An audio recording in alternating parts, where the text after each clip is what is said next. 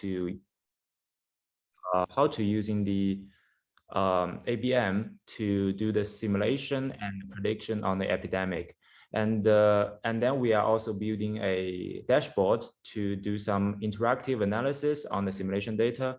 And the second part is about how we are going to reorganize the simulation result into graph-based data and to do some analysis. So we are using the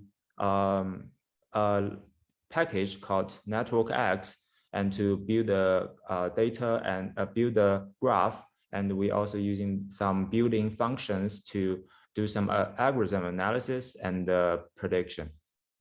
And after that, I will give you some intuition about how we are going to, maybe we can using the graph neural network to do some further analysis.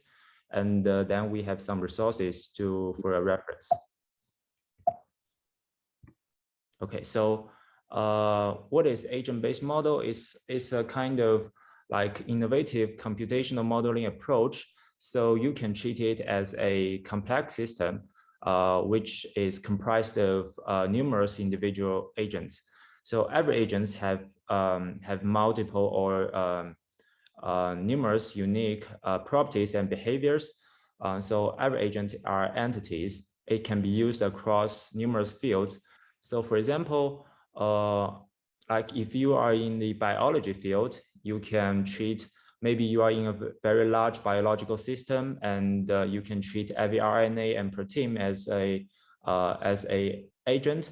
So based on those attributes and an agent, you can predict or simulate their behaviors of their interaction. And if you are like in the in our simulator, so we can treat every agent as a person. So in this case, you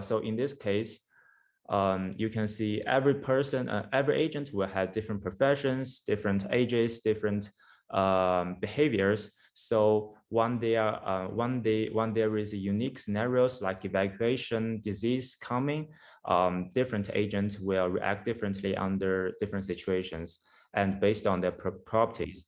So which it's very different on the level of agent, but you can observe the differences on the level of populations, because after all, we need to like monitor or observe the behaviors on the level of population, which we can have some more comprehensive understanding about the current situation or what we wanted to simulate.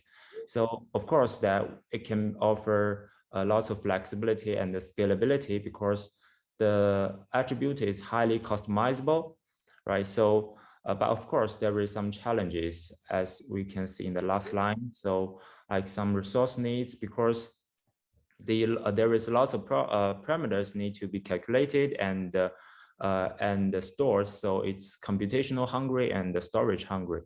And also there is a problem of model validation complexity. Yeah, because there is also always some unexpected situation coming in the real world, but we cannot always program it in our simulation. And it will take like lots of computational resources to do that. So this is something that we also need to consider about. Okay, so this is the structure of our agent-based model. So the very center is the agent model, of course. We wanted to simulate the behavior of our population. So we are initializing like thousands of agents, and based on the proportion of their professions, and in the top module, which is the city representation, we are going to let the agent live on those maps that is really generated from the real world, and you will see it in the following slides. So we also have the infection model, which we customize, the disease that is very likely to our disease that really exists in the world, like the COVID-19. So actually we just program a disease that's really very highly likely to the COVID-19, and it's like a highly infectious disease. And we also have event models. So because we wanted to observe some dynamics or unexpected events in the model, so we injected a evacuation events. So when there is a disaster and every agent is forced to evacuate to several evacuation points, which will cause the population gathering, and that is like increase the infection rate. And we also have the precautionary measures like get vaccination, wear masks, which also will give the dynamics to the infection. So this is the whole model that we wanted every module to interacting with each other and bring dynamics to the whole complex system. Okay, so here is the first module, the city representation. So we are building the simulator with this one called OpenStreetMap.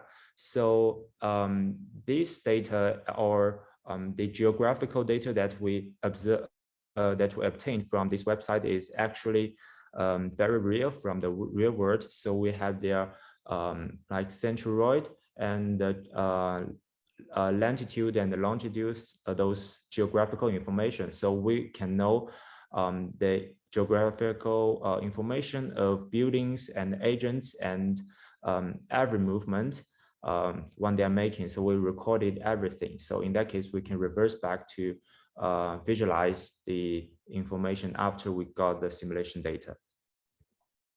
And this is the infection model, which is very classic infection model called SEIR. So this model have 4 stages, basically susceptible, exposed, infectious, and recovered. So here we can like have those arrows to point from one stage to another, and we are connecting those stages with probabilities, which the data which is observed from CDC. So we are trying to simulate the real world as real as possible. Okay, so this is the event model, and basically we are simulate a event of evacuation. This model or this figure, as you can see here, is basically a information exchange mechanism. So when there is an evacuation coming, the community must let the agent or let everyone know that where they need to go to evacuation. But at the meantime, the agent cannot just know where to evacuate, so they need to inform each other among the population. So in this figure, we can see when this agent A did not know where to go to evacuate, he will shout out and spread his information. And if B hear it and he's already know where to go to evacuate, he will shout back. So it's like the transformation or the exchange of information among the system. And then we have the masking feature, which is a kind of precautionary measure. And basically we are program like 3 kind of mask condition. So the first is no mask, and the second is surgical mask, and third is N95 mask. So different mask conditions have different reduced infection rate. So and also we program the intention of the agents. So consider the intention of wearing mask and perceive the risk as factors influencing masking wearing behavior. So because we are also considering about the psychology or considering about the like the population behavioral, so which we wanted to know that if the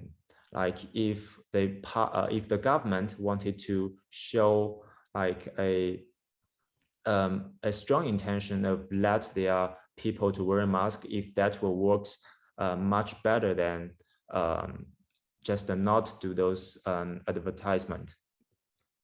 So now we already have like these modules, and we wanted to do the experiment.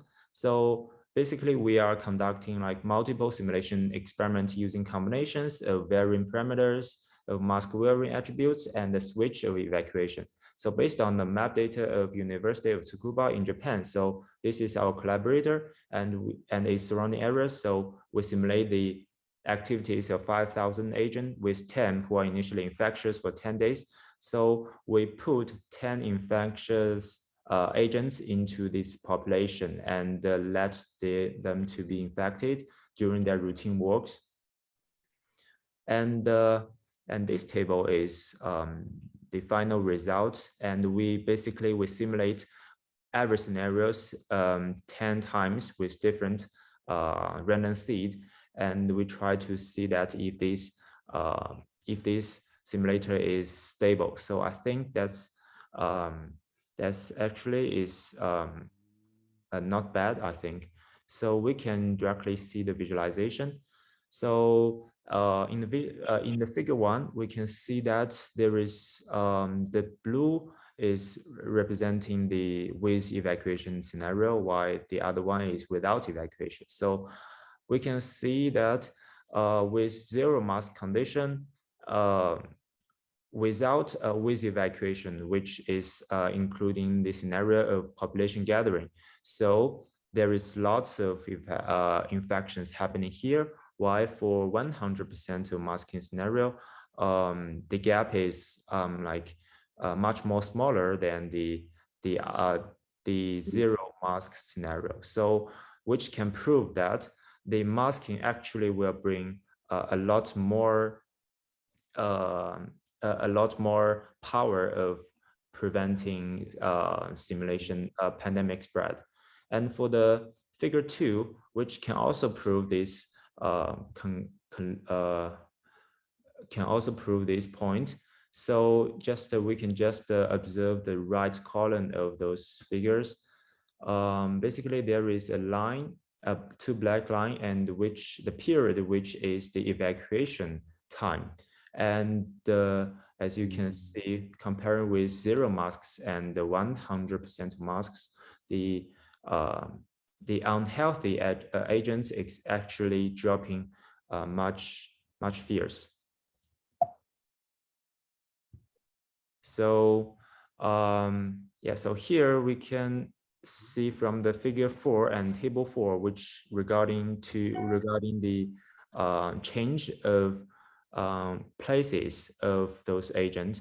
So as you can see, this period, of course, is the evacuation period, and every agent will go to the evacuation center in this case.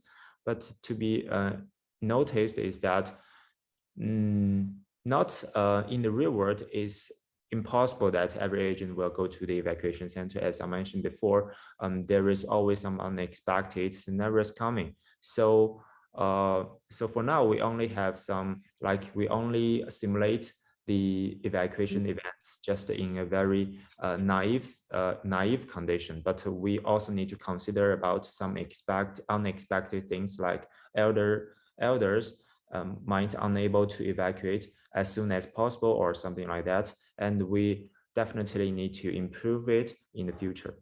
And in the figure 3, we'll just give you some intuition about the change of the masking with different intentions. Okay, and here we have the geographical visualization reverse back using the OpenMapStreet geographical information.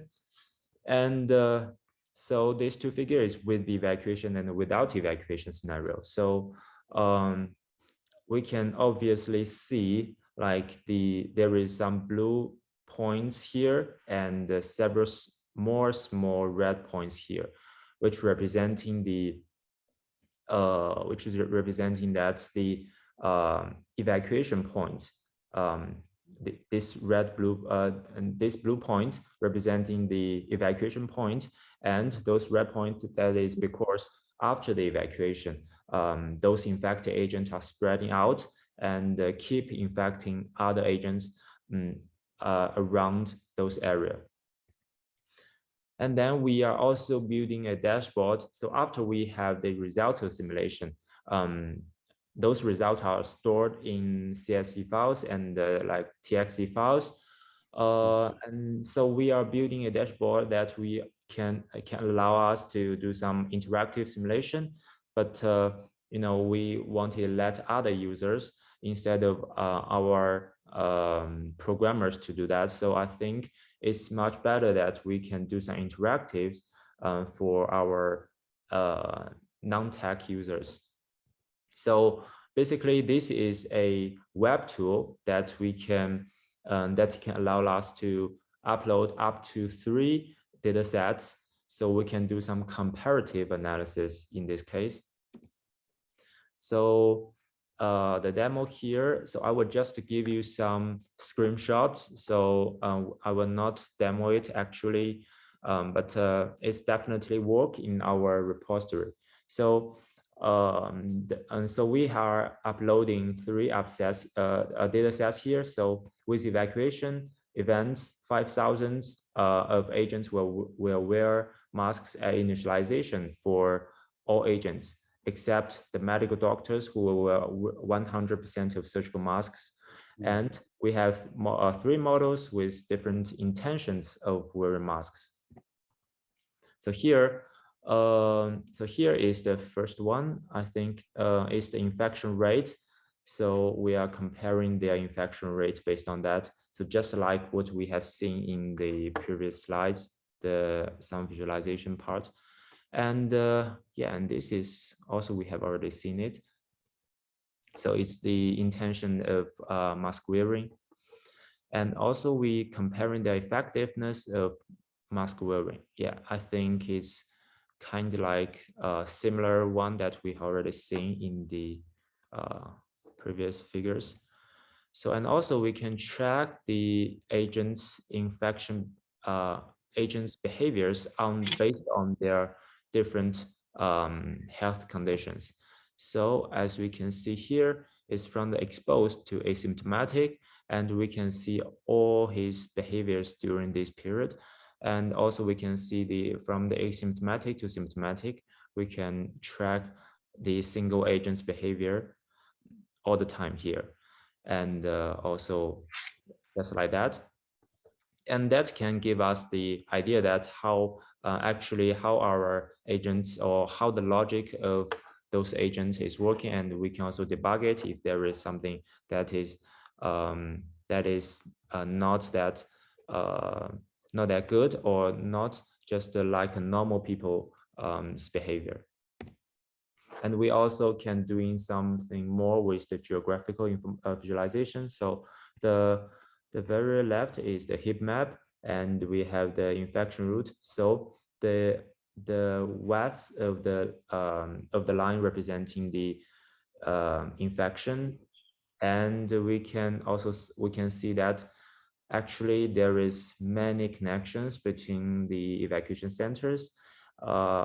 Yeah, because we just simulate a very short period. If we can simulate like much longer, like 7 weeks or 10 weeks, probably it will get much better. And we have the pandemic coverage. So basically you can see there is 3 colors of lines. So blue, green, and red.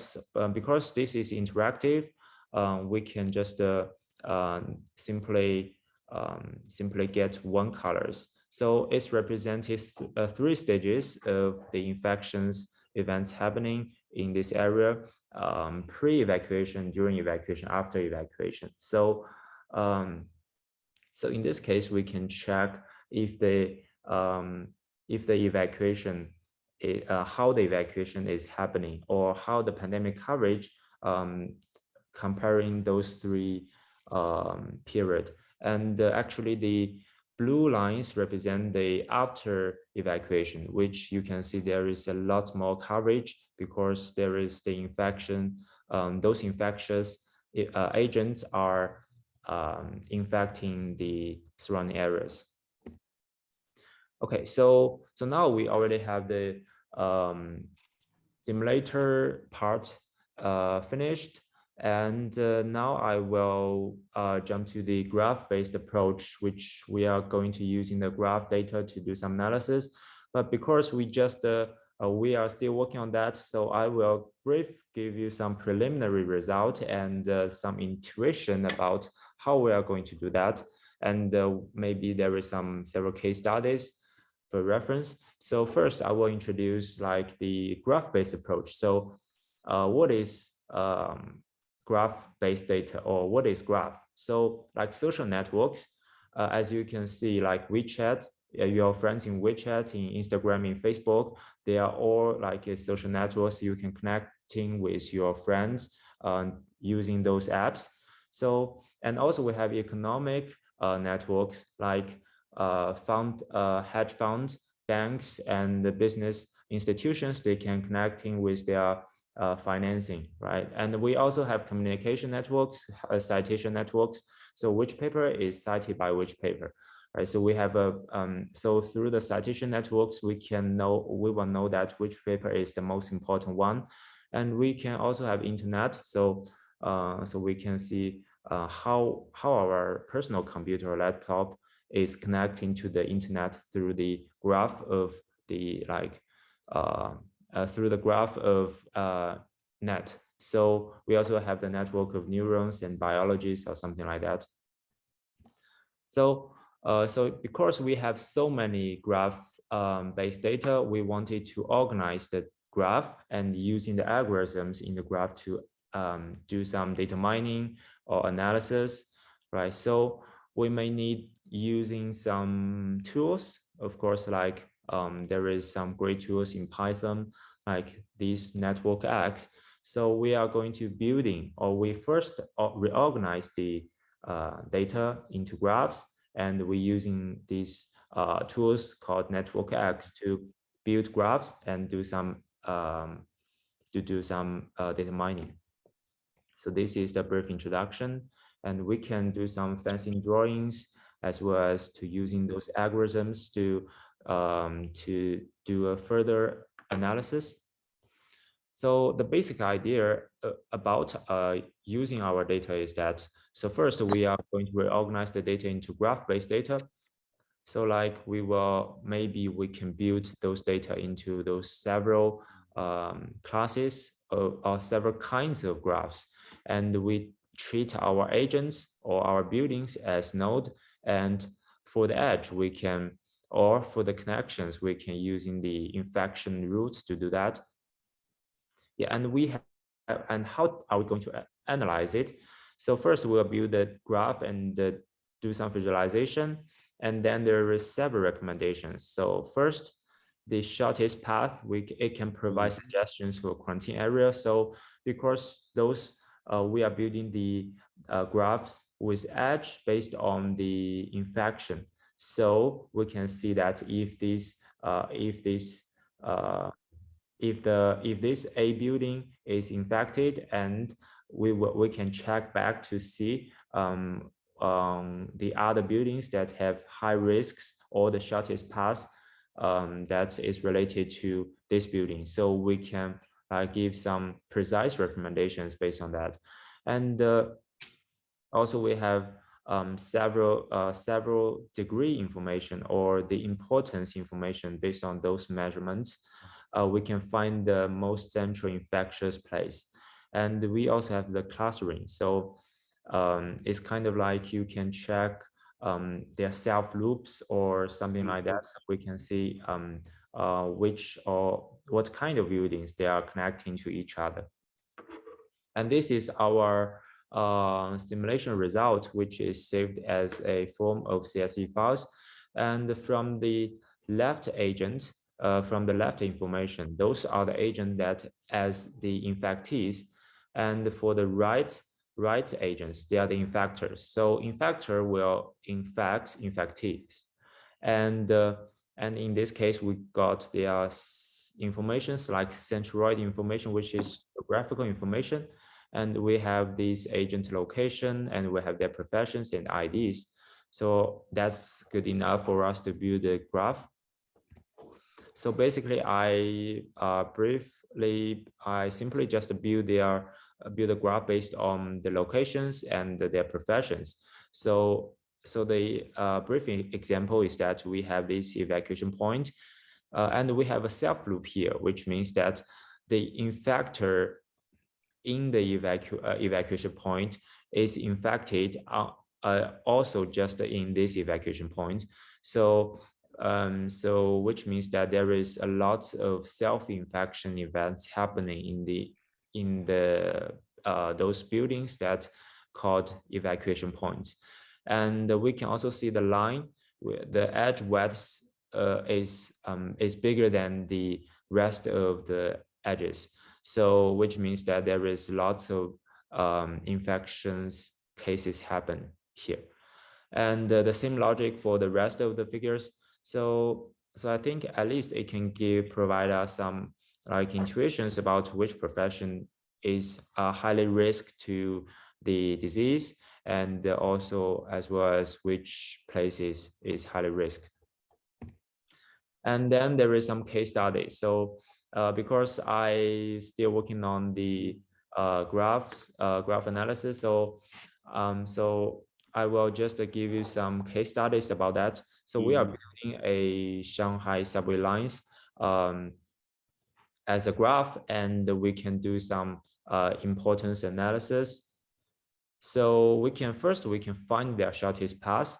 So to check if has the path between two node, and if there is one path, we can check to find their shortest path. And after we building the Shanghai subway line, which is like this, and we can check their node degree. So if the color is more similar to like yellow or more light, the node degree is larger, which means the importance is larger. We have something like degree centrality, but I will not explain the principle, just a brief hint here. So it's you can see, and those are the different measures of how to measure their importance. So like also have betweenness centrality and closeness centrality, and also we have clustering, so which we can also find like a community, or find those places that they are connecting with each other. And after that, we can have the graph neural network. So basically, after we have those data or those graph data that coming from social network or something like that, we wanted to know, because it's because we already have so many data, but we are not dissatisfied with what we are doing, just using those very simple algorithms to analyze their importance. We wanted to know to do some further mining with some recommendations. So those scientists wanted like you building a neural network that organized as a graph to do some analysis. So basically there is like 4 big aspects. So first is graph level prediction, and then we have a slightly smaller subgraph level, and we also have those 2 levels mentioned before, node level and edge level. So there is several tasks that we are possibly or potentially can do. So first is the node classification. So predict the property of a node, so we can see if in our task we can predict if this agent is highly risk to the disease, or we have the link prediction, if those 2 buildings have potential to can transmit the disease, or we can do some like graph classifications. So if this whole community is highly risk to the disease, and we can also like do the clustering. So we can recognize if this community is highly risk to the other community. So there is lots of tasks that we are possibly do using the big data. So we can just train the graph neural network using the those big data, and we can specifically customize to do some downstream analysis. And this is one case study that related to the to our simulation or the pandemic prediction. So if you're interested, you can check that. So I will just go here. Okay, so here is the wrap up. So I think basically I've already finished the whole story. So first, we are building a multi-agent-based simulation model for predicting those pandemic and to do some simulations. So by customize every attributes of agents, disease, evacuations, and some precautionary measures to do that. And after we get those simulation data, we wanted to visualize it. So we develop a dashboard, also using the web tool, also using Dash and Plotly, which is Python libraries to visualize the dynamics of the pandemic spread. And then we also wanted to do the further analysis. So we reorganize the data as graphs and to do the social network analysis. And after that, we also think that if we can come further, right, because we can build data as much as we can.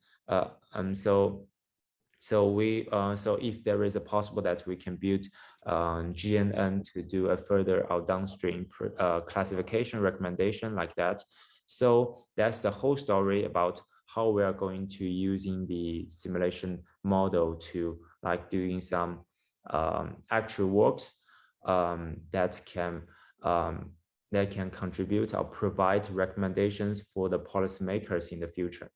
So that's the whole story. And there is some resources that regarding to this part. So basically, this is currently our outcomes of the work. But actually, this is the GitHub repository. So you can place with it if you're interested. And the dashboard is also in this repository. So so in general, I think yeah, and there is some references regarding to what I have talked here. And basically, this is the joint work between Johns Hopkins and the University of Tsukuba, and it's actually like more like an application side, but not the research side, because we wanted to build a real-world application here. So my part is like mobility simulator, and we will combine with a 3D simulator here, and based on several algorithms like clustering or some algorithms using mobility data, and we will actually give some recommendations and predictions for our users. And also we have the data collection here. So yeah, so I think that's all my and that's all my talk today. So yeah, thank you, and feel free to ask some questions. Thank you very much, Jason. Okay, first, could you turn off your sharing? Oh, yeah. Okay, thank you very much. It was very, very interesting. I like it. And personally, myself, here's, I have great interest in social network analysis. And with the here, you know, Dr. Passmore and I, we have been studying using social network a lot of many of times. Okay, first of all, participant, could you turn on your camera? Well, we are going to do discussion and question, and please give more constructive and helpful, you know, comment or the question to Jason. Okay, here, first my question. I love the ABM model, and myself, I've been trying to learn ABM model by myself. One of the difficulty that I felt is like when you set up some kind of design, a simulation, always I had some wondering how we are going to test the validity. So simulation is based on the condition. We will see how it'll be changed, right? However, if there is some kind of the randomness is kind of involved, because in that case, some parameters based on some parameters, some phenomena would be changed. So the validation of the model, how we can test the validation of model, and what is your opinion? Yeah, this is the like I think this is the problem sometimes. So so how to validate the simulation that can maybe actually works in the real world? So first, we have encountered the problem of how to set the parameters, right? So we need to know the infection rate of a disease. So we are obtaining those those resources from the CDC. So I think that's at least give us some kind of Compare with the real world data, yeah you see how what is the credit, right? Yeah. differences. Yes, Okay, and because we have because they are also get those data using statistics, right, so at right. least we can like because we set the infectious rate and will give us the at least a kind of some credit on the level population. So so finally we can like check it, Mhm. but at least it will work in the right direction or right trend. And like I said, we are when we developing the masking features, we also set different proportions of a population that they are wearing mask at initialization. So this will let us to know that which proportion of mask wearing will bring some better Mm.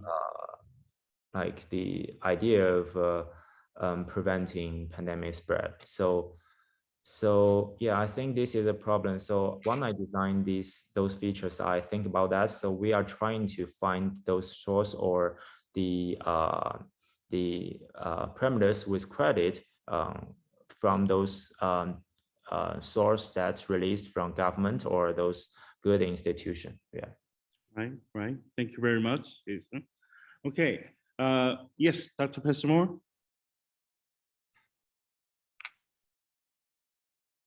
Your mic is still off. Yes. Hi, Jason. Thanks very much. It's a very interesting and useful project. I enjoyed your presentation. Thank you. I have a couple, just one question. In your wrap up, you have 4 items. The last 3 items really are about organizing, analyzing, and then visualizing data. And those items, a lot of, although it's not simple, but it's certainly well known. It's just a matter of, we would call that kind of pounding and grinding the data that you have. What I'm interested in knowing, and maybe I'm the only one in this, maybe you all are much farther along the line, but I'm interested in knowing a little bit more about some of the specifics of the model, because the data that you organize, analyze, and report is highly dependent on the modeling that you have. And specifically, I was wondering if you could go over some of the elements of the model again in a little more depth. And also, and I don't know whether this is helpful for everyone, but it'd be helpful for me. And I'm particularly interested in how you structure the infection model and some of the other things. So is it possible to go over a couple of those slides Yeah, of at this course. point? Yeah. Thank you. Let me see here. Jason, you should share your screen. Yes.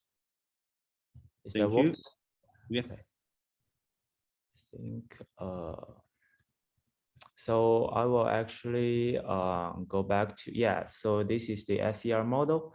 And so I will brief go over it and to see how we are going to retrieve those data. So if you are, so like the how we are going to organize the logic inside our program or inside our simulator. So basically, we have those SCR infection model, and we will assign the parameters to the agent at the beginning, so they will be susceptible.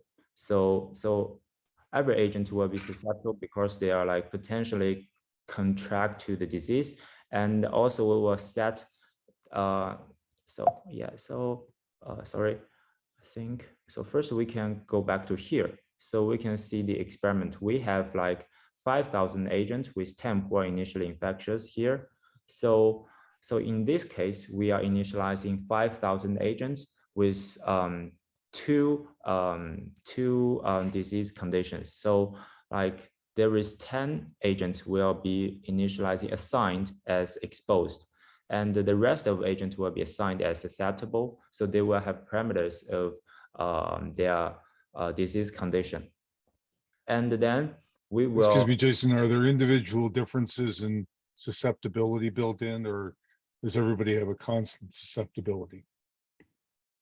Sorry, can you say that again? Are there individual variations? Are there variations among individuals in susceptibility, or is susceptibility a constant? Actually, no, I think so. So they will just have those states for the agents, and based on their like personal based on their health agents, they will react differently. Like if he is infectious or if he's severe, because you can see in the infectious states there is stages, there is three substages. So if the agent is severe, so for example, if he's severe, he will based on these healthy states and go to hospital, or if he will just quarantined at his home and doing some very basic behaviors. Like if he's run out of food, he will just go to hospital, and he will just go to restaurant, buy their food, and go back and keep quarantined at his home. So those they will not have variance between individuals, but they were based on those states and react differently. React differently, of their other behaviors. So, and also there is some errors. So, which means that we will transmit their stages based on the probabilities. So maybe we can set every step to check this, and based on the probabilities to transfer their stages of health situation. And so, Jason, this model didn't consider the individual differences, such as like elders or young or babies like that. Everybody have same chance to suspicious or that exposed, and their way of durability of the infection also, all these are assuming as the same, right? No, we also have the attributes of ages and like the professions or something like that. So it's highly programmable. We can just simply enter those parameters and set them. So you will, of course, you can program their variance to just to be specifically customize it, and to multiply those parameters when you are doing some calculations in those stages transformation. So for instance, you can vary the susceptibility of disease among the, let's say, 1,000 agents that you have.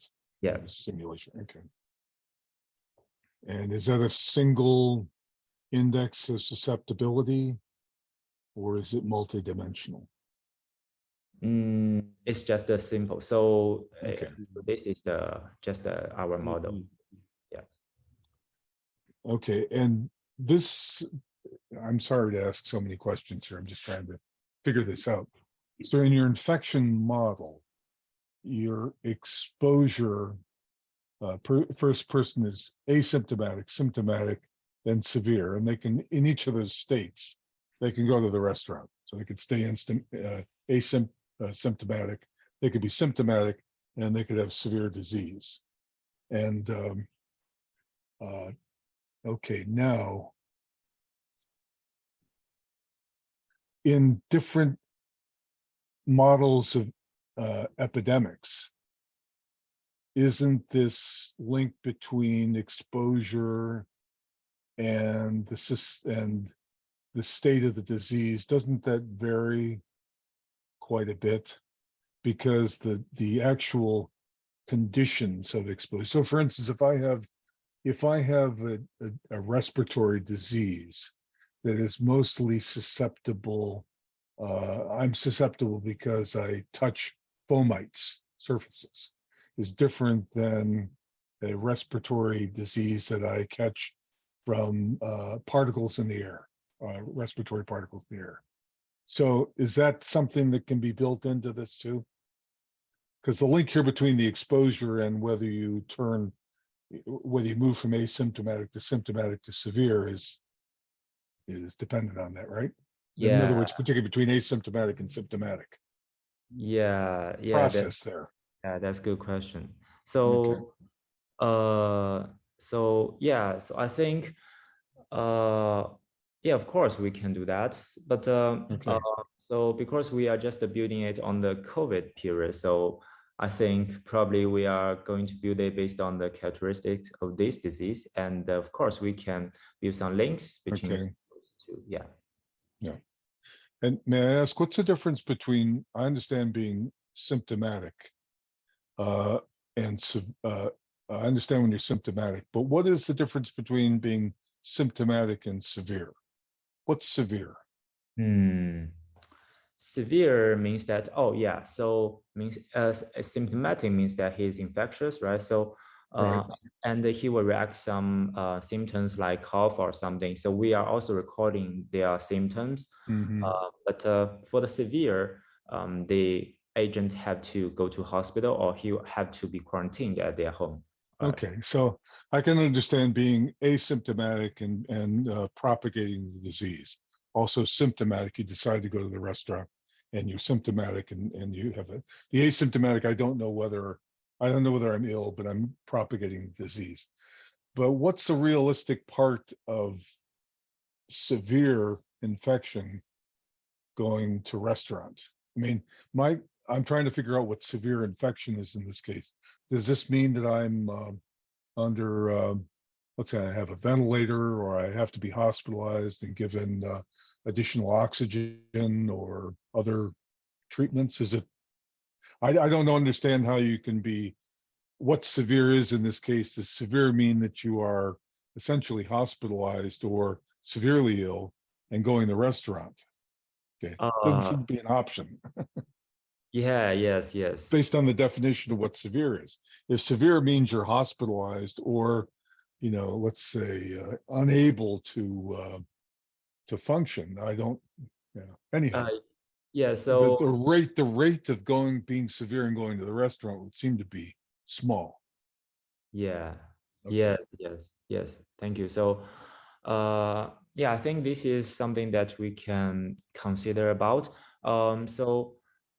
Actually, I think we just differentiate those two stages.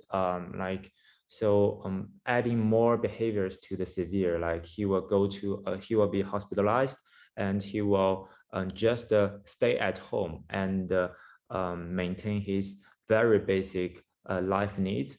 So in this case, if he is severe, he will directly go to hospital and will not doing anything like like those works else. Yeah. But in the symptomatic, he will keep his routine life, yeah, and keep in touch with other agents. So that's the key. Perhaps, yeah. Why it will infect.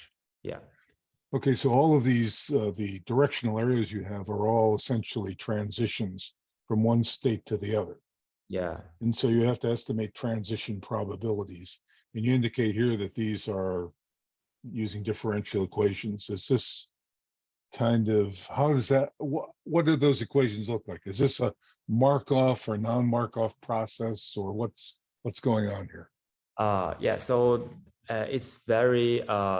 it's just a differential equation. So it's not using very complex models. So it's just the probability transformation. And yeah, and I think this work. So in this paper, I think they do not provide much equations, so they only have this probability setting for the simulator. So it's like customizable, so you can just set your own like the transformation possibility. So yeah. Mhm. Okay. Well, I don't want to carry on with this, but I think to me, to understand this, it's one thing to see, as I say, to see the organization, analysis, and display of data. We know how to do that if you want to structure this as Yeah. network data and other kinds of data. It seems what's critical in this case is how the data in the simulation model that are generated. So understanding the agents and the various, each of the elements of your model, to me, will be really important in understanding your model. Okay. Thank you. I don't want to carry on too long here. So Want here others to so take a far, chance. yeah, a little bit added on to, Dr. Pessimore's question and answer too. For the time variance, we can think about the two different approaches. One is Markov chain approaches. The other is like a discrete event simulation, DES. I believe that, what, Jason used was discrete event simulation methodologies, right? Yeah, I think I'm not quite sure about this part. Yeah, it's Okay, not my all right, domain knowledge. Yeah. okay. Right, so then anyone else? Do you have any questions? Yes, I have a question. All right, Felix, go Hi, ahead. Zucker. Long time no see. Oh, hi. I think your presentation is really clear and I can almost understand your, and I'm curious about the ABM. I'm curious about the agent. Is that mean all those objects of your study are the agents? In other words, is that sample or population? Because I saw in the subway case, I can clearly see that it is the Interesting. population because we can get each station in Shanghai. But in the epidemic case, I found that you have several like salaryman students, and each of them may have 2,000 or 3,000 agents. How do you define these agents? How do I define this agent? So you mean how we are differentiate those agents, right? Yeah. Like I mentioned, so we are initializing the agents using based on different professions. So we will divide the like 5,000 agents into several groups, and like we have 900 agents which are assigned as students and like assigned as professors and the college student. So they will have their different routines, right? So in this case, we can based on the professions and assign their like those general attributes based on the professions. So yeah, so in this case, and actually I think that's very important because different professions will usually have very different behaviors, and that will provide us like the intuitions about um, those and their infection situation, right? Yeah. Okay, thank you. Thank you. Okay, if you have a question or comment, you can raise your hand. Okay, Tony, yes. Go ahead, Tony. Hello. Can you hear me? Yeah. Okay. So first of all, I want to ask one simple question about the reproductivity. So which means that your application is a kind of application. So what if we turn it into the research? So could anyone else can reproduce these products? Because I see the data is a kind of is kind of relevant to the personal privacy. So how can other scholars reproduce these projects? So I just curious. Yeah, reproduce. So yeah, first I think for the privacy one, we are not quite talk about this aspect because and I'm not quite sure about this one because These data, they are just by simulation. So I think there is not there is not a problem of privacy, but about the how you are going to reproduce it, I think yeah, you can just using the our GitHub repository and to do the simulator, right? And you can set a seed, random seed in the simulator, and you can reproduce the same result. So every time, because the every single seed will produce different result, but only the unique result every time. So you can reproduce it and create different data as you want. Okay, thank you. And also besides the time scaling issues, as Professor Passmore mentioned, I also wonder whether there is like scaling of the geography. So as you mentioned, there is a case in the Shanghai. So can we apply these projects or this model in the other places with diverse features or with different policy? You know that different places. Yeah. This is the final purpose of our simulator. So based on the city representation or the OpenStreetMap, we're already doing that. So we are performing, or we reproduce the data. We reproduce the map, and based on Johns Hopkins area, and we are going to like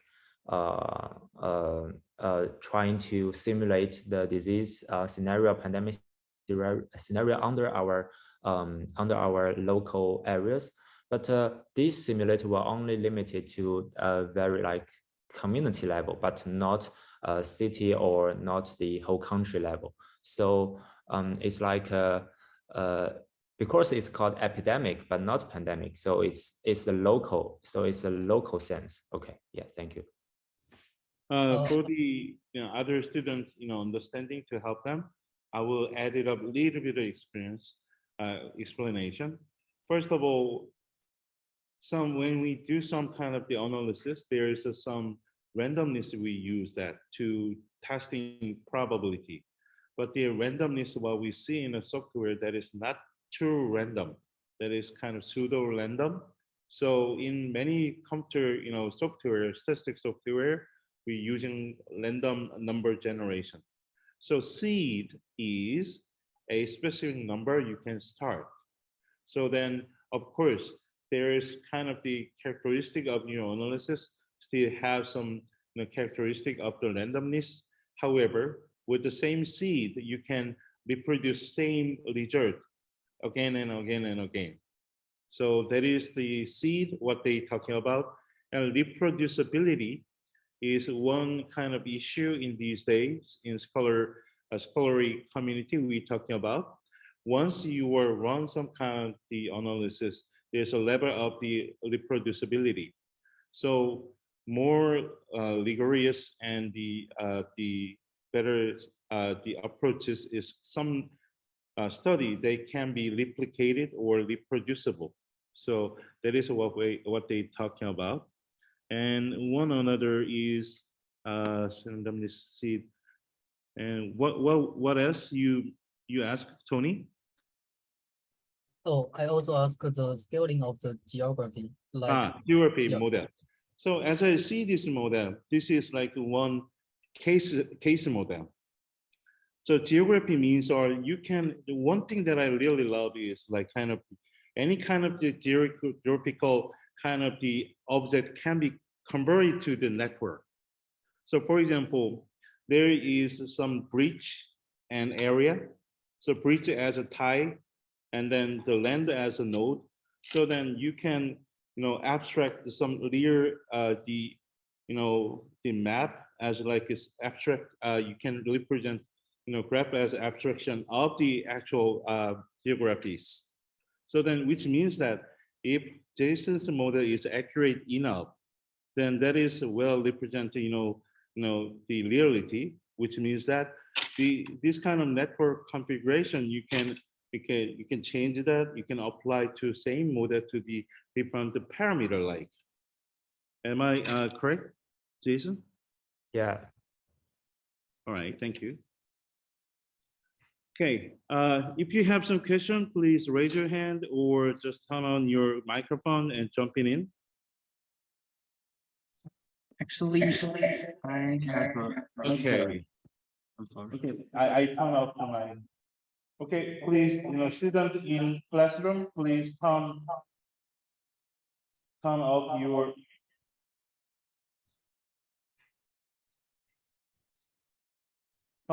mic. Turn off.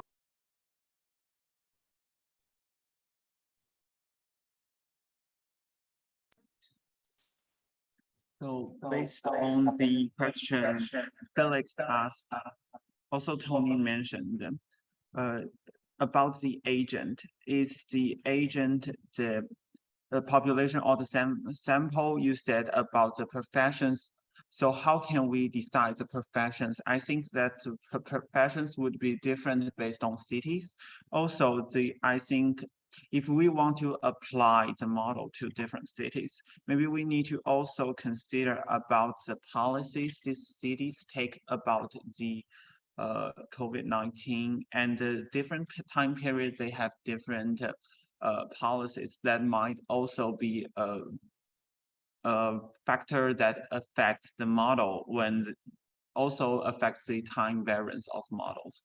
Because like in Shanghai, sometimes people cannot even get out. So many data would be like off the map or some data that's only in the house. So how can we manage that? Yeah, very good question. Thank you. So yeah, as you mentioned, how we are going to define the proportion of professions and some like more specific details. So as we are first we are going to look after to find those source with credit on those like on those institutions like CDC, but we are not finding too many like sources, because you can see, as you mentioned, the situation is different among different cities. So in that case, not every city is always release their informations or those with good investigation result. So in this case, we just set those parameters, or we just provide the options to users and to let them to customize their models. So if you are in Shanghai, you can customize your own models. So that's why it's like a highly customizable. And also, as you mentioned about the more detailed behaviors in the infection model or in like behavioral model. So in this case, if you wanted to model more detailed things, you can, so you need to, or the specialists need to, based on our model, to go deeper and to program their ideas. So because if we are just implement everything, it's very highly computational, it will need a high computational power. So that's not very good for, or that's not very user friendly for those users just wanted to run the simulator in a single computer. So if you wanted to do some more detailed functions, you the specialist or those groups that wanted to implement the a single task should do them themselves by based on our models.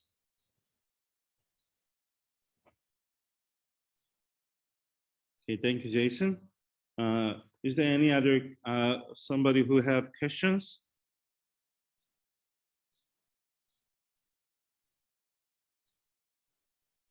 May I ask another question?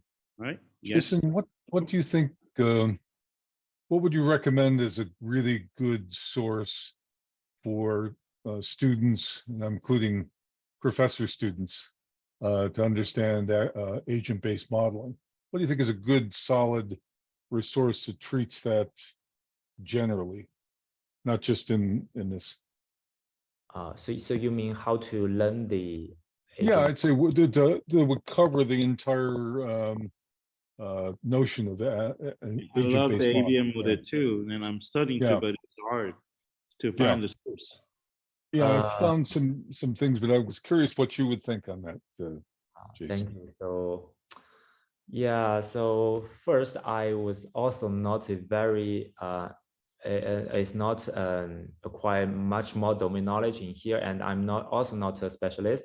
But since I've working in this simulator for almost 1 year, and when I first get in touch with the simulation model, I basically, as a CS student or as an engineering person, I was treated as a software engineering question.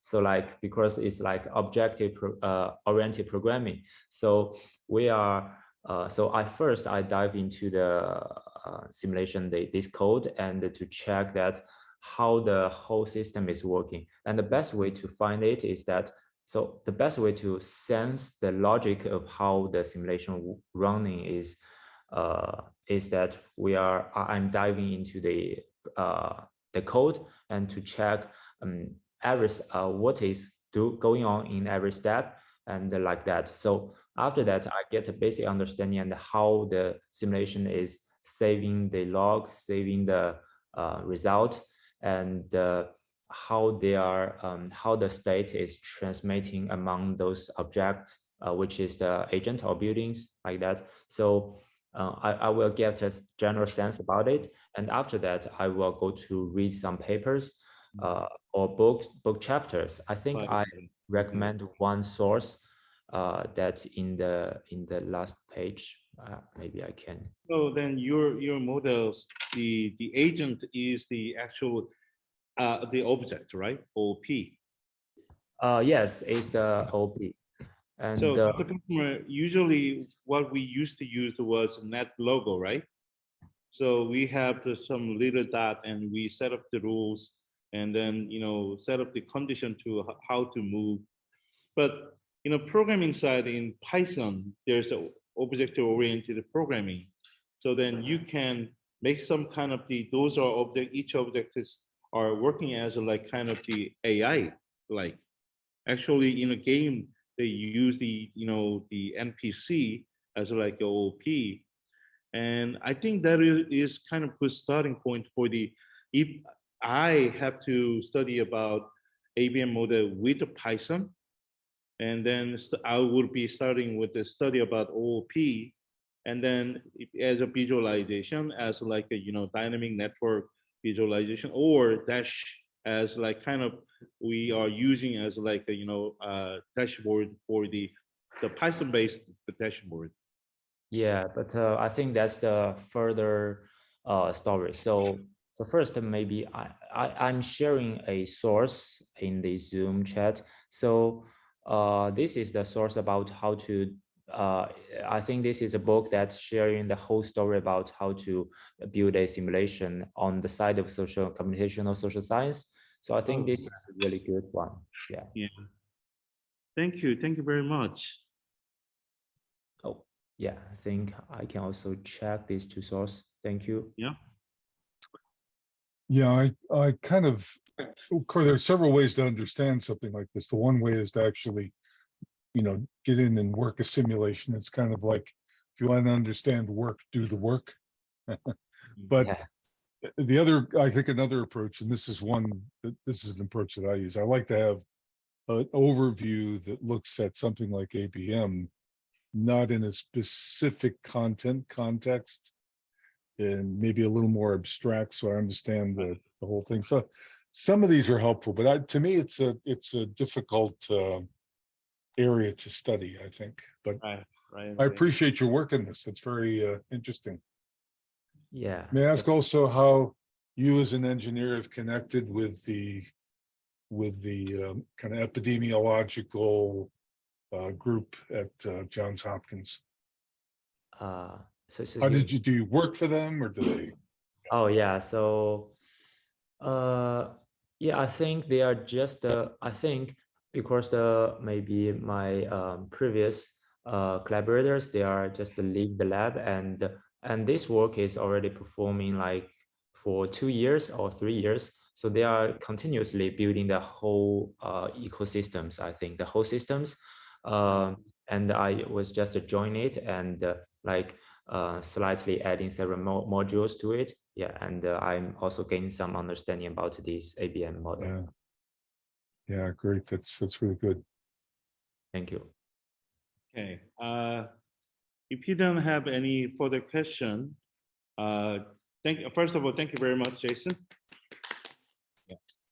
So thank you very much, Jason. I have very interested in your today's presentation, and what we are planning to do is I wanted to make it like a more monthly event of the bonding of our labs and doing some kind of more promoting the research opportunity. So first of all, actually last time Tony was presented with a very without the audience like a kind of like this, but this time I'm very appreciated, Jason, you or volunteer to, for presenting your ideas and what you have been done. It's amazing. I love that, and it's really good to see you again. Yeah, I think so. Okay. So far, thank you very much. And then actually, we have one more presentation from the current student side, how to using Wikipedia. We built up the media wiki. We start the media wiki, and we are going to using media wiki for our knowledge basis. So B and ON will present how to use the media wiki for our knowledge base. How about we have about 5-minute break, and then you may stay, or then we are going to continue after 5 minutes. So it's going to start 9 p.m. here, China. All right. Thank you very much. We will see in the next round of the presentation. 5 minutes later. Thank you.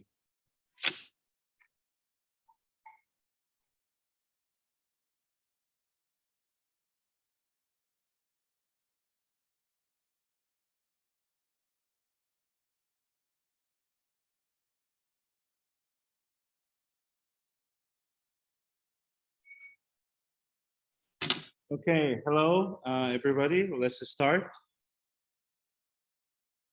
Okay, before we go further, I have some notifications. As I told you, we are going to make it like more, we have planned to make it more regular event like. So currently what we have some web pages. So I'm sorry, but no choice that because of the GitHub is chat lab.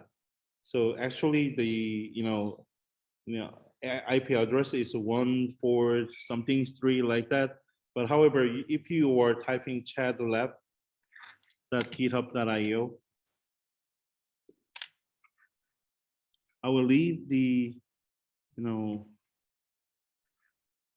location here. You will see the further schedules of our presentations and other resources. And also today's meeting is recorded. So later, once we're done with our presentation today, I'm going to build a site that I'm going to share the video and materials that we are seeing today. Okay, so then second part, our current student B, Bilchega, right? Bilchega and ON has presentation for how to using media wiki for knowledge based. Okay, you guys ready? And B, you already have the co-host, visibility, right? So I'm going to mute. So when you're ready, you can turn on your microphone and you can start. And please, others, please turn on your camera.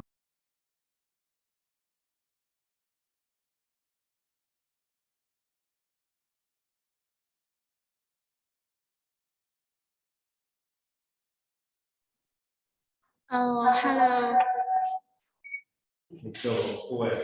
Good evening, everyone. My name is Wang Shui, and my English name is Vilchiga. Today, me and Owen will introduce how to use Wikipedia.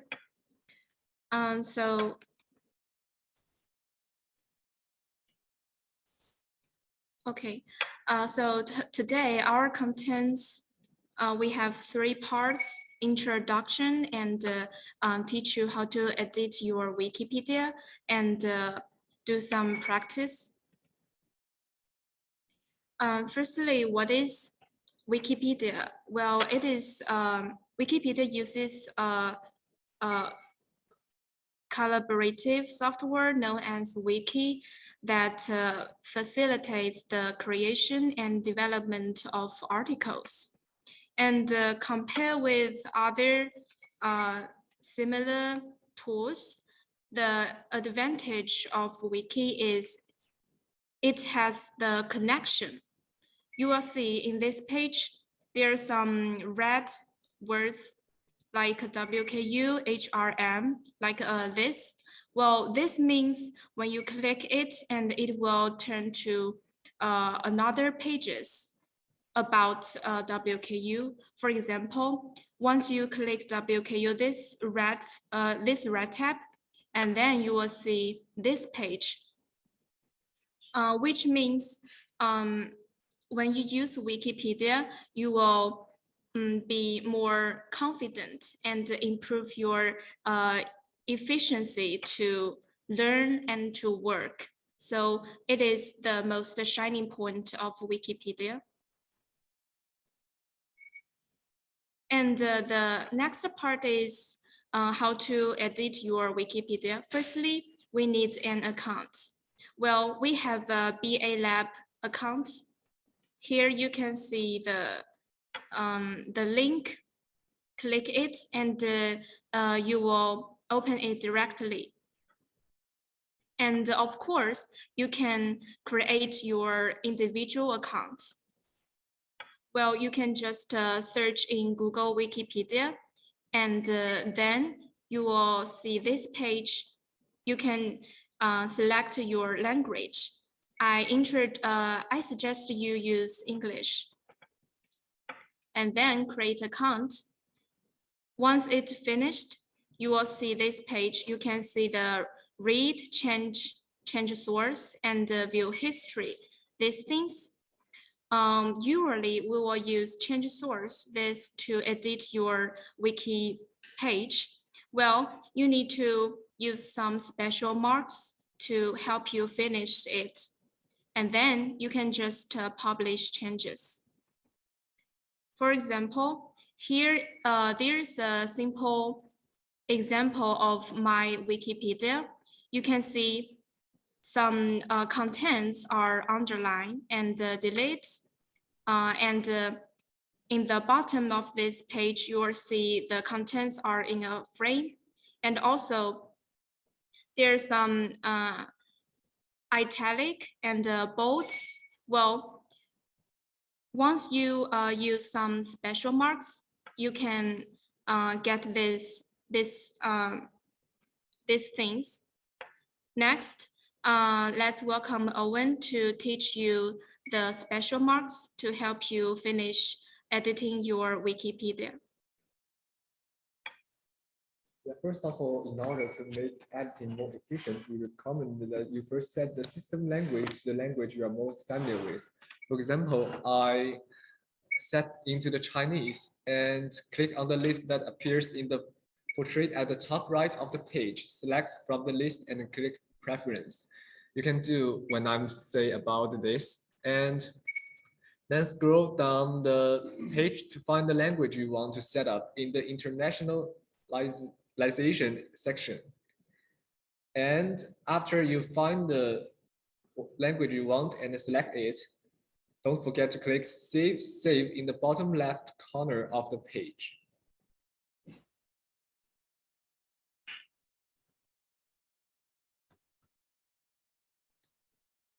And Wikipedia is formatted using its own language called Wiki Makeup, also called Wiki Text. It's pretty easy to learn the basics. You have a choice of using one of two editing tools. The source editor uses wiki markup. Alternatively, you can use visual editor, a secondary editor interface that works more like a what you see is what you get word processor. Visual editor is somewhat simpler to use, but source editor is more effective for some tasks and is the only one able to be used on talk pages. Elsewhere, you can easily switch between the two editing tools as shown at the right. And this two right, when you are editing, you can easily switch these two. We also recommended using source editor when modifying formatting and visual editor when modifying content details. So don't be afraid to click the edit button. To view and edit a page using Wiki Makeup, click editor add source at the top of any page. This will allow you to type text that you want to add using wiki markup to format the text and to add other elements like image and table that are explained later in this tutorial. Wiki Makeup can initially seem intimidating, especially reference, but it actually requires only a few rules to understand and use. These rules are listed under help at the top of the source editor. When you are editing the text at this way, you can see the help on the top, and you can click the help and you can see here. I will introduce this part after several slides. Most articles actually need very little text formatting. All formatting is achieved by placing symbols on either sides of blocks of text. You can either type the markup manually or edit through the toolbar at the top of the editing area, just like this area. Heading and subheading can be added by clicking advanced then heading in the extra toolbar line, which now appears. Click this one and you will see the list after this. Selecting level 2 will format text as the main heading, the most frequent used subdivision of any page. Level 3 gives you a subheading for the level 2 heading and so on. To create a heading without using the toolbar, put text between signs. The number of signs on each side of the text indicated the level. Like level 2 has 2 equals on the right and on the right and on the left, and the level 3 has 3. Also, the level 4 has 4 and the level 5 has 5. Text can be made bold or italic using the B and I button on the toolbar, just these two. And to create bold or italics without using the toolbar, put text between the this apostrophes, 3 on each side for bold and 2 on each side for italics. This is the example.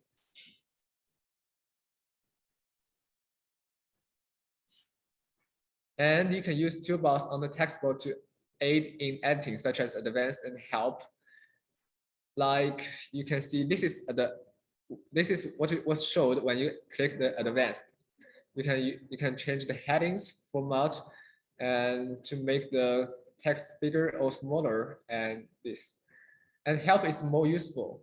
When you you can see many code on the help when you didn't understand or didn't know which code means. Also, when you are editing in the source code, you can use this side to match the format you want and its corresponding code.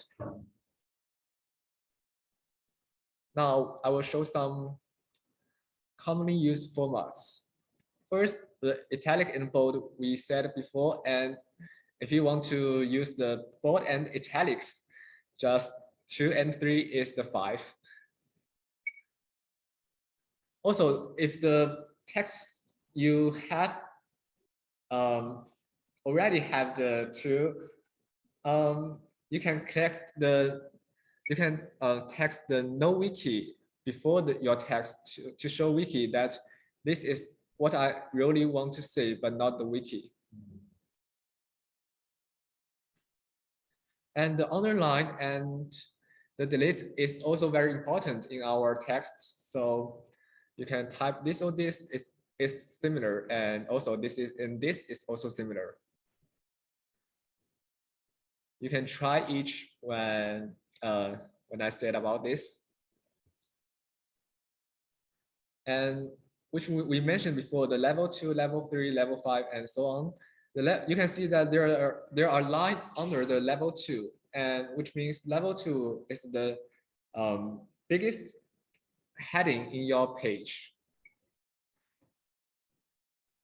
And if you want to divide the page into 2 parts, you can use the horizon rule. Just text for this and to make choose to make the horizon rule. The bullet list is very useful too. Just text this one. When you text one, you can show 1 point before your text. And the first tab need 1, and the second text need 2, and the third need 3, and so on. And if you want the number list, it is similar to, but use the G. Cache. Yeah, cache.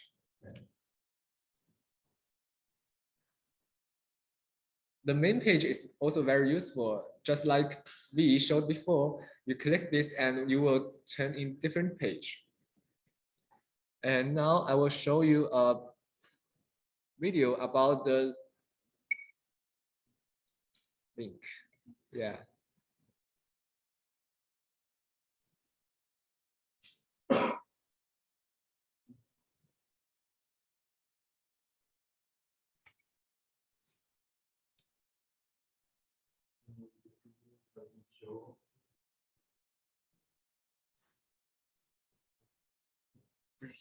Okay.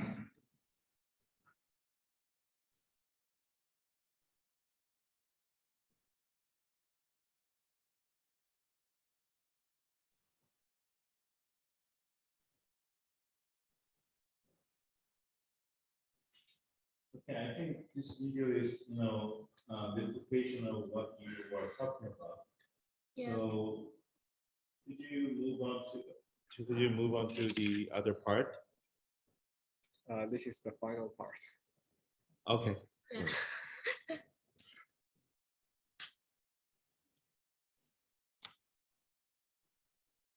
So if you want, you can just do practice and create your account. Our BA lab link is, yeah, it's showed before in chat box.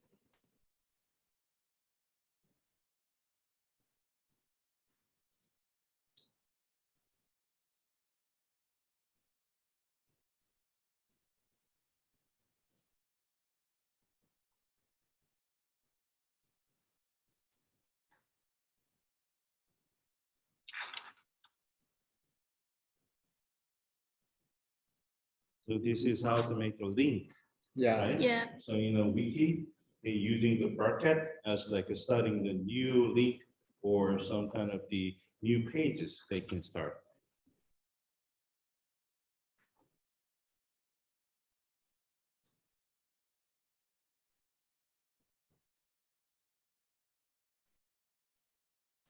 Yeah, I think video is enough for that. Okay. So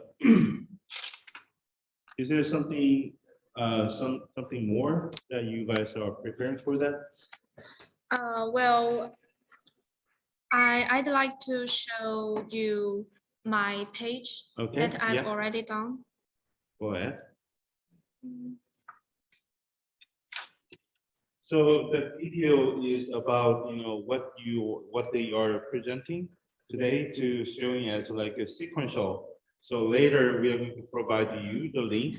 So watching that video maybe help you to understanding what is the flow and step of the making some article in a wiki.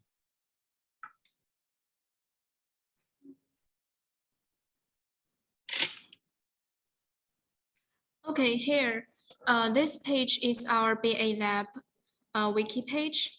You will see I've already done some brief introduction of myself.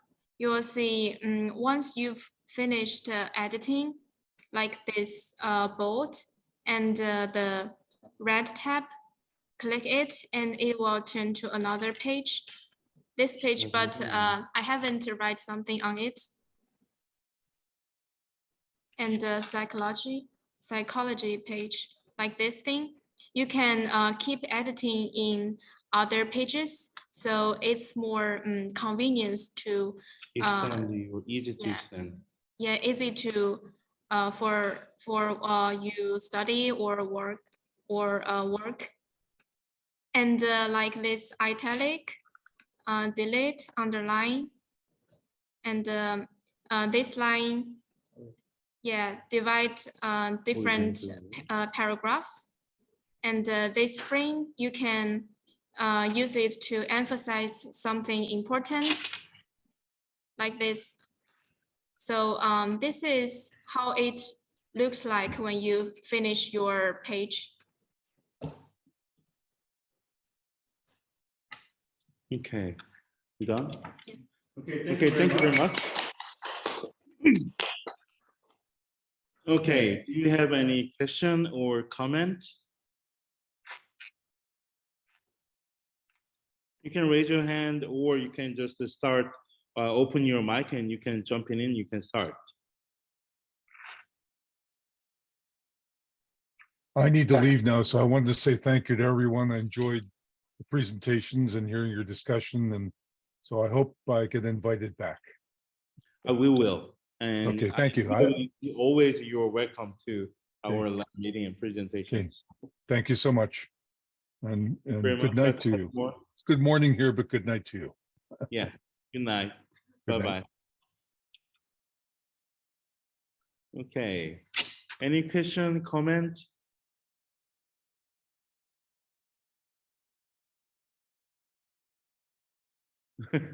Okay, so first of all, thank you very much, Obi and On. As I see that, yes, presentation is good, but however, you better think about flow. The content is sounds and correctly, which is good. However, as I see that there's some redundancy. So video is sometimes good, tool for, presenting, but however, probably sometimes it would be, we don't have much time to show that all the video in the, meeting. So sometimes we just, provide the link or showing only short part or showing part that what you have to see that in the later. But it was very useful. And actually our wiki, I'm asking you to everybody and our lab student, you must, and other participant, if you have an interest in, you can come to chat the lab. I will show you.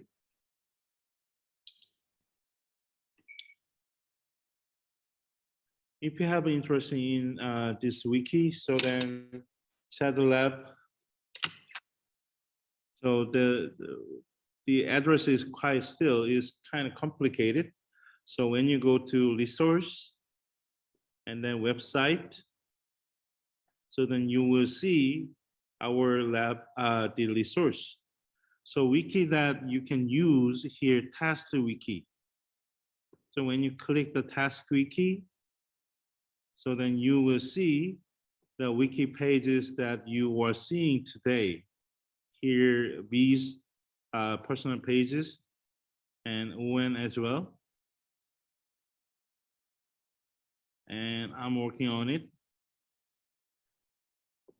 This is kind of the halfway closed, wiki.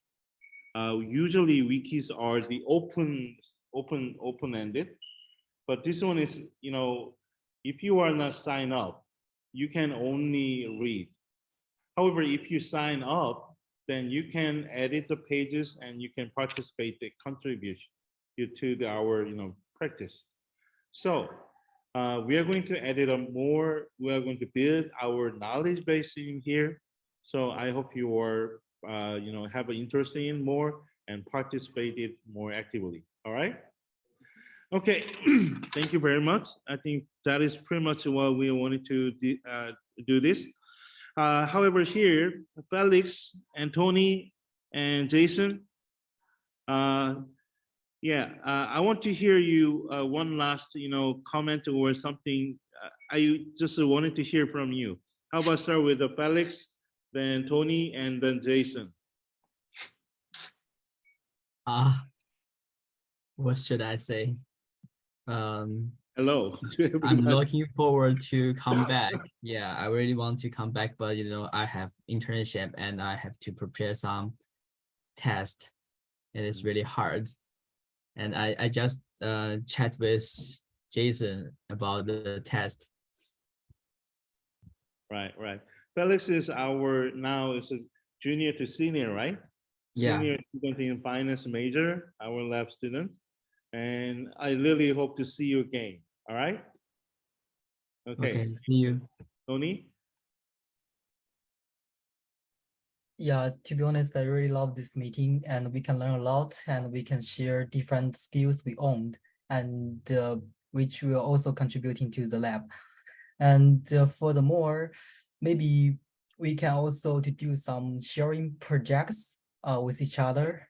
Yep. Yeah, so that's my own, a little comments. Okay, thank you very much, Tony. And Jason?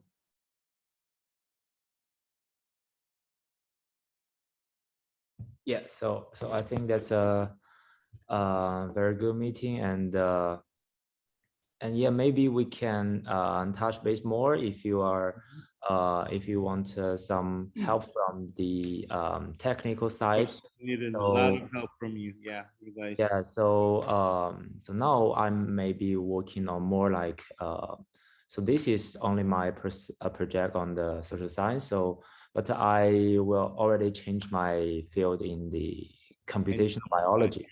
Yeah, but I think I can always be helpful on the technical side. Yeah, so I'm happy to see the progress of the lab. Yeah. Okay, so now actually not only the lab students but also BA major students they are participated. We are kind of to start to this meeting as like a lab meeting presentation, but in the future we are going to invite first of all business analytics major student, then our faculty and some faculty from United States or some of my personal network or from Korea. So I hope that is like we build this meeting as more like a worthwhile. And okay, there's one suggestion. There's two good event that were coming. So in fall we have the submission for the AHRT conference, and in November we have submission for AOM conference, and November also we have people analytics conference student competition for in University of Pennsylvania. Actually, that one is usually master or PhD students they participated, but I hope you Jason and Tony and or some other OB who have interest in you guys as like the leaders, you guys make some kind of the teams, then we are apply for that kind of the competition. Anyway, we are going to talk more details later. And thank you very much, everybody who are attending to today. I really hope that is like helpful to you, and I would really enjoy that too. Okay, thank you very much. Bye bye. Bye bye. Thank you.